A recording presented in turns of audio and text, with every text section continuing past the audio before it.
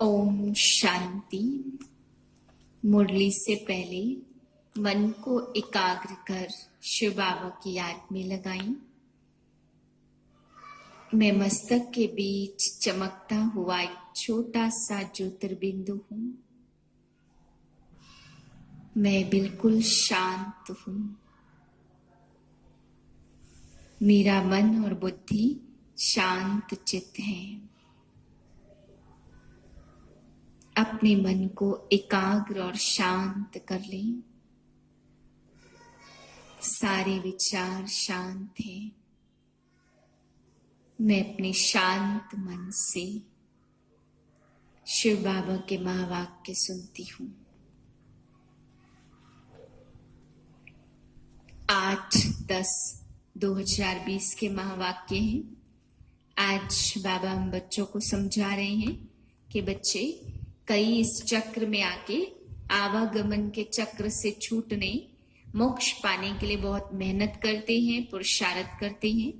बाबा कहते बच्चे इस ड्रामा के पार्ट में किसी को भी मोक्ष मिल नहीं सकता है, इसलिए मेहनत करना भी वेस्ट हो जाता है। कितनी भी मेहनत करे जब मिलना ही नहीं है तो बाबा कहते हैं सब कुछ वेस्ट चला जाता। फिर बाबा ने समझाया कि बच्चे कोई भी गुरु महात्मा चले जाते हैं तो उनका क्रियाकर्म आदि करते हैं, लेकिन जब बाप चले जाते हैं तो उनका कोई क्रियाकर्म आदि नहीं होगा, क्योंकि बाप का शरीर ही नहीं है तो किस चीज का क्रियाकर्म करेंगे। वो तो जब आते हैं तो भी नहीं पता पड़ता, क्योंकि ब्रह्मा तन में कब आ जाते हैं वो भी नहीं पता पड़ता, और जब वापस चले जाते हैं तो भी बाबा ने कहा नहीं पता पड़ता है। इसलिए ज्ञान मार्ग में क्रियाकर्म आदि की कोई भी बात नहीं होती है। ये भक्ति मार्ग की रस्म रिवाज आदि है।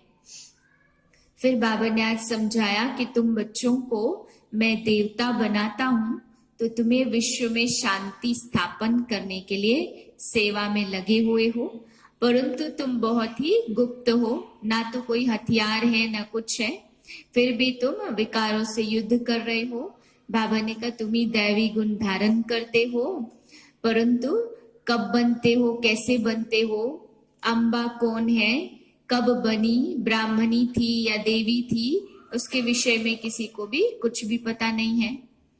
फिर बाबा कहते बच्चे कि तुम्हें राजाई स्थापन करने के लिए दैवी गुणों और दैवी शक्तियों की आवश्यकता है।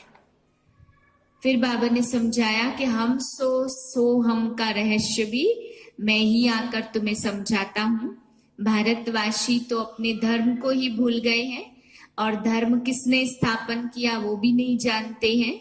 तो बाबा ने कहा बाकी जो कुछ करते हैं वो सब है ब्लाइंड फेथ, क्योंकि बिना जाने करते तो उसको अंधश्रद्धा ही कहेंगे। फिर बाबा समझा रहे कि ब्रह्मा बाप कहते कि बाबा मुझे साक्षात्कार कराने की चाबी दे दो, दिव्य दृष्टि की चाबी मुझे दे दो। तो शिव बाबा कहते कि बच्चे ये चाबी मैं किसी को भी नहीं दे सकता हूँ, क्योंकि इसके बदले में मैं तुमको विश्व की बादशाही देता हूँ। मैं नहीं लेता, मैं उसके एवज में ये साक्षात्कार की चाबी, दिव्य दृष्टि की चाबी अपने पास रखता हूँ और तुम्हें विश्व की बादशाही दे देता हूँ। मीठे बच्चे बाप आए हैं तुम्हें बहुत रुचि से पढ़ाने, तो तुम्हें रुचि से पढ़ना है। नशा रहे हमको पढ़ाने वाला स्वयं भगवान है। प्रश्न है तुम ब्रह्मा कुमार कुमारियों का उद्देश्य व शुद्ध भावना कौन सी है? उत्तर है तुम्हारा उद्देश्य है कल्प 5000 वर्ष पहले की तरह फिर से श्रीमत पर विश्व में सुख और शांति का राज्य स्थापन करना। तुम्हारी शुद्ध भावना है कि श्रीमत पर हम सारे विश्व की सदगति करेंगे। तुम नशे से कहते हो हमको सबको सदगति देने वाले हैं, तुम्हें बाप से पीस प्राइज मिलती है, नरकवासी से स्वर्गवासी बनना ही प्राइज लेना है।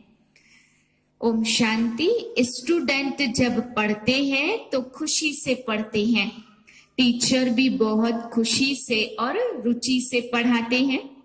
रूहानी बच्चे जानते हैं कि बेहद का बाप जो टीचर भी है हमको बहुत रुचि से पढ़ाते हैं। तो उस पढ़ाई में बाप अलग होता, टीचर अलग होता जो पढ़ाते हैं। कोई कोई का बाप ही टीचर होगा, जो पढ़ाते भी होंगे तो बहुत रुचि से पढ़ाएंगे ना। बच्चों को कितना रुचि से पढ़ना चाहिए, वहां फिर ब्लड कनेक्शन होता है, अपना समझकर रुचि से पढ़ाते हैं।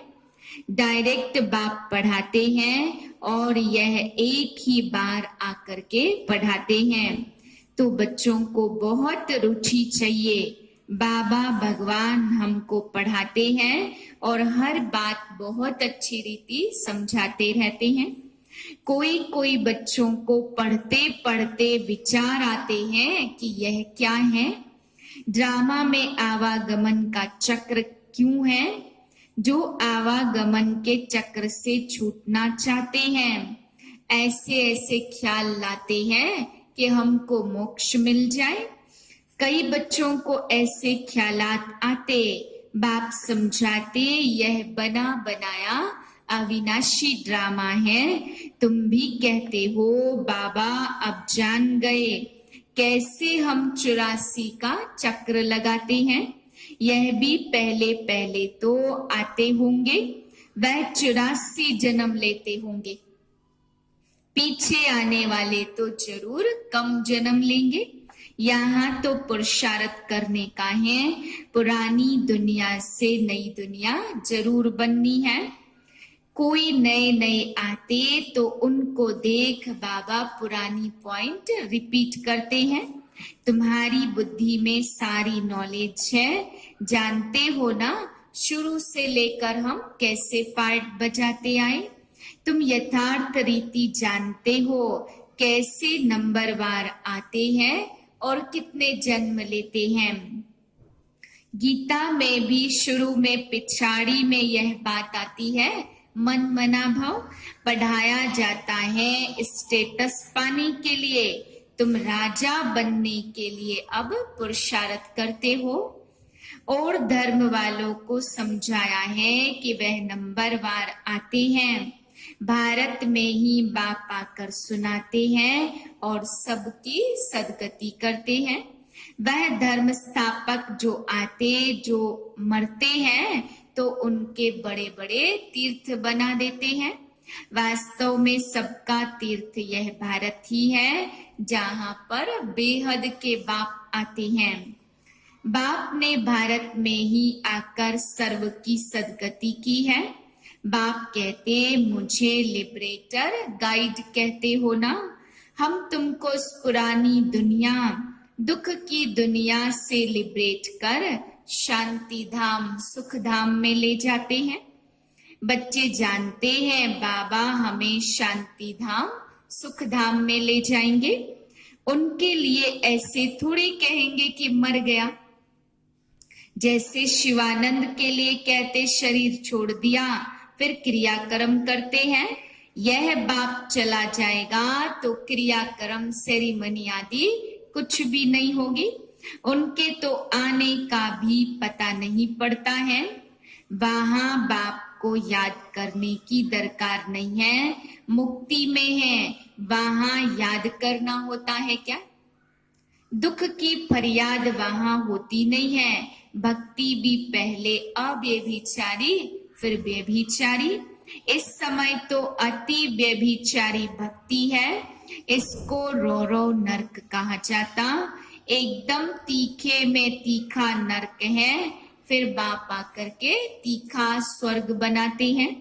इस समय 100% दुख है, फिर 100% सुख शांति होगी। आत्मा जाकर अपने घर विश्राम पाएगी। समझाने में बड़ा सहज है। बाप कहते जब मैं आता हूं तो नई दुनिया स्थापन कर पुरानी का विनाश करा देते। इतना कार्य सिर्फ एक तो नहीं करेंगे, खिदमतगार भी बहुत चाहिए।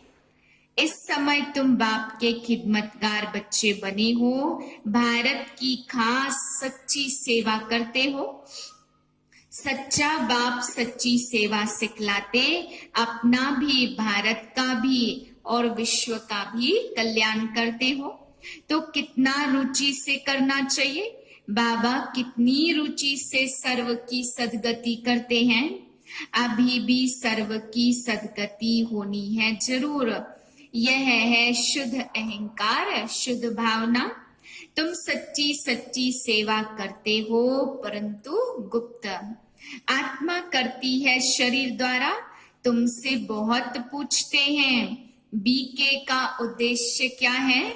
बोलो, बीके का उद्देश्य है सुख शांति का स्वराज्य स्थापन करना। हर 5000 वर्ष बाद श्रीमत पर विश्व में शांति स्थापन कर विश्व शांति की प्राइज लेते हैं। यथा राजा रानी तथा प्राइज लेते हैं। नरकवासी से स्वर्गवासी बनना कम प्राइज है क्या। वह पीस प्राइज लेकर खुश होते रहते हैं, मिलता कुछ भी नहीं है। सच्ची सच्ची प्राइज तो अभी बाप ले रहे हैं, विश्व के बादशाही की। कहते हैं ना, हमारा भारत देश बहुत ऊंच है। बाप कहते हैं, तुम भारत के मालिक थे, परंतु अभी मालिक कहाँ हैं। दैवी गुण धारण करने हैं, इसलिए तुम्हारा ही गायन और पूजन होता है। बिना जाने पूजते, इसको कहते हैं ब्लाइंड फेथ। क्राइस्ट बुद्ध आए, उन्होंने अपना अपना धर्म स्थापन किया, तिथि तारीख सब बताते। वहां ब्लाइंड फेथ की तो बात ही नहीं है। यहाँ भारतवासियों को कुछ पता नहीं है कि हमारा धर्म कब और किसने स्थापन किया, इसलिए कहा जाता है ब्लाइंड फेथ। अब बाप कहते, मामी कम याद करो, दूसरे किसी देहधारी को याद नहीं करना है।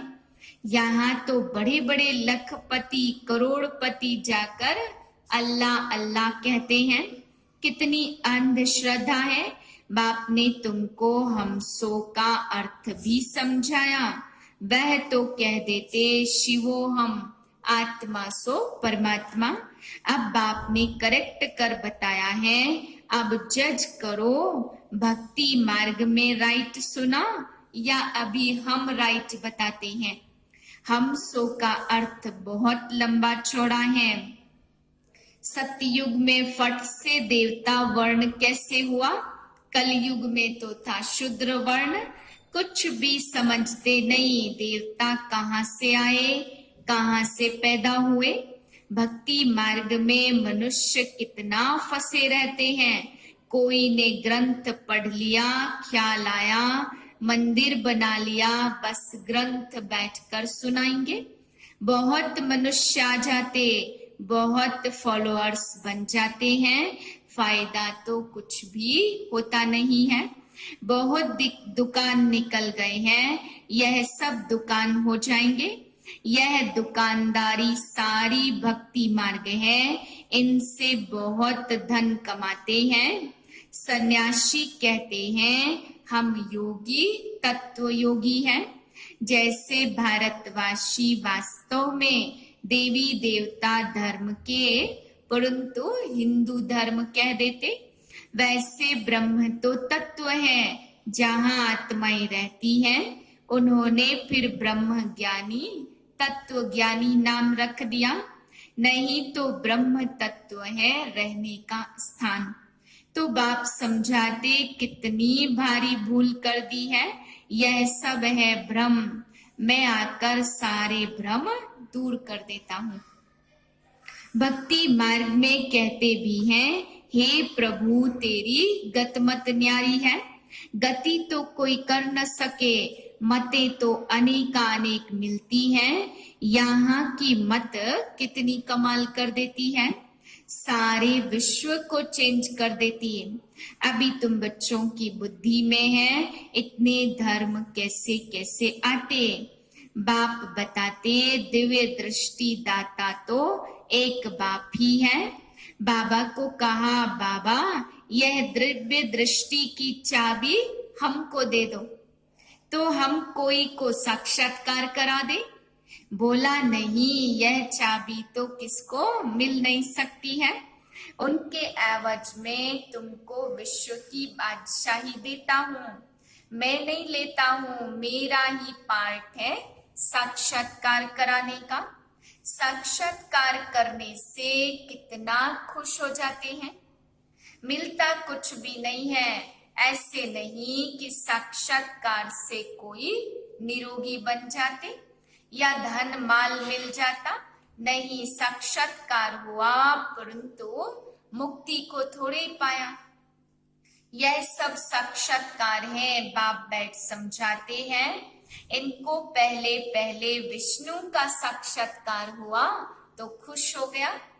फिर जब देखा मैं महाराजा बनता हूं, विनाश भी देखा, फिर राजाई का भी देखा, तब निश्चय बैठा कि ओहो मैं विश्व का मालिक बनता हूं। बाबा की प्रवेशता हो गई। बस बाबा आप यह सब ले लो, हमको तो विश्व की बादशाही चाहिए। तुम भी यह सौदा करने आए हो ना। जो ज्ञान उठाते हैं उनकी फिर भक्ति छूट जाती है। अच्छा, मीठे मीठे सिक्के लदे बच्चों प्रति माता पिता बाप दादा का याद प्यार गुड मॉर्निंग। रूहानी बाप की रूहानी बच्चों को नमस्ते। हम रूहानी बच्चों की रूहानी बाप को नमस्ते। धारणा के लिए पहली पॉइंट, दैवी गुण धारण कर श्रीमत पर भारत की सच्ची सेवा करनी है। अपना भारत का और सारे विश्व का कल्याण बहुत बहुत रुचि से करना है। दूसरी पॉइंट है, ड्रामा की अनादि अविनाशी नोंद को यथार्थ समझ कोई भी टाइम वेस्ट करने वाला पुरुषार्थ नहीं करना है। व्यर्थ ख्यालात भी नहीं चलाने हैं। वरदान है, एकाग्रता के अभ्यास द्वारा एक रस स्थिति बनाने वाले सिद्धि स्वरूप भव। जहाँ एकाग्रता है वहाँ एक रस स्थिति स्वतः है। एकाग्रता से संकल्प बोल और कर्म का व्यर्थ समाप्त हो जाता और समर्थपन आ जाता है। एकाग्रता अर्थात एक ही संकल्प में, श्रेष्ठ संकल्प में स्थित रहना। जिस एक बीज रूपी संकल्प में सारा वृक्ष रूपी विस्तार समाया हुआ है। एकाग्रता को बढ़ाओ तो सर्व प्रकार की हलचल समाप्त हो जाएगी। जब संकल्प बोल और कर्म सहज सिद्ध हो जाएंगे, इसके लिए एकांतवासी बनो। स्लोगन है, एक बार की हुई गलती को बार बार सोचना अर्थात दाग पर दाग लगाना, इसलिए बीती को बिंदी लगाओ। ओम शांति।